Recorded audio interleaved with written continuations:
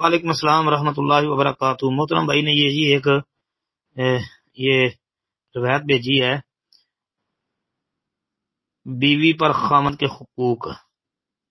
اچھا جی، یہ ابو سعید خدری رضی اللہ تعالیٰ عنہ کے حوالے سے روایت درج ہے کہ ایک شخص اپنی بیٹی کو نبی علیہ السلام کی خدمت میں لے کر حاضر ہوا اور عرض کیا میری اس بیٹی نے نکاح کرنے سے انکار کر دیا ہے۔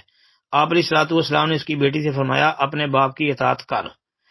تو اس لڑکی نے جواب دیا کہ میں اس وقت تک ایسا نہیں کروں گی جب تک آپ مجھے اس بات سے آگاہ نہ فرما دیں کہ ایک خامد کا اپنی بیوی پر کیا حق ہوتا ہے۔ اس لڑکی نے اپنی بات دوبارہ دہرائی تو نبی علیہ الصلوۃ والسلام نے فرمایا خامد کا حق اپنی بیوی پر ایسا ہے کہ اگر اس کے بدن پر کوئی زخم ہو اور اس کی بیوی اس کو چاٹ لے، یا اس کے ناک سے پیپ یا خون بہ رہا ہو اور اس کی بیوی اس کو چاٹ لے، تو پھر بھی اس عورت نے اپنے خامد کا حق ادا نہیں کیا۔ یہ سن کر اس لڑکی نے کہا اس ذات کی قسم جس نے حق کے ساتھ آپ کو نبی بنا کر بھیجا ہے، میں اب کبھی شادی نہیں کروں گی۔ تو آپ علیہ السلام نے فرمایا لا تنکحوہن الا باذنہن، کہ ان کے نکاح ان کی مرضی کے بغیر مت کرو۔ حوالہ دیا ہے صحیح ابن حبان 4164 اور مصنف ابن ابی شیبہ 17122۔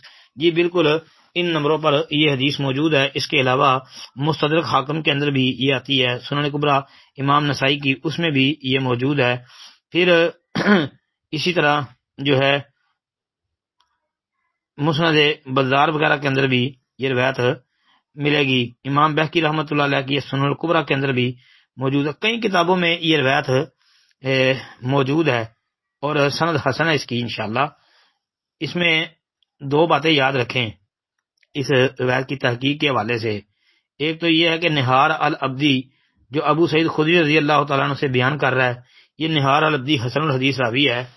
امام ابن حبان رحمۃ اللہ علیہ نے جو ہے نہار العبدی کی توثیق کی ہے، ایک دوسرا بصیری نے اس کی توثیق کی ہے، تیسرا امام نسائی رحمۃ اللہ علیہ سے بھی اس کی توثیق ثابت ہے جی۔ تو یہ انشاءاللہ حسن الحدیث راوی ہے۔ دوسری بات وہ یہ ہے کہ ربیعہ بن عثمان اس میں ایک راوی ہے۔ ربیعہ بن عثمان جو ہے اس کے متعلق امام ذہبی رحمۃ اللہ علیہ نے امام ابو حاتم کی جرح کی ہے نقل، کیونکہ یہ روایت مستدرک حاکم کے اندر بھی موجود ہے نا، تو مستدرک حاکم میں امام حاکم رحمۃ اللہ علیہ نے تو اس کو روایت کو صحیح قرار دیا نا۔ امام ذہبی رحمۃ اللہ علیہ نے لکھا ہے کہ بل ربیعہ منکر الحدیث، اور انہوں نے کہا کہ ابو حاتم نے اس کو منکر الحدیث کہا ہے۔ تو محترم بھائی صحیح اور راجح بات یہی ہے کہ یہ راوی جو ہے ربیعہ بن عثمان یہ انشاءاللہ حسن الحدیث راوی ہے، حسن درجے سے کم اس کی روایت نہیں ہوتی، اور یہ ربیعہ بن عثمان صحیح مسلم کا راوی ہے، اگرچہ مختلف ہی ہے۔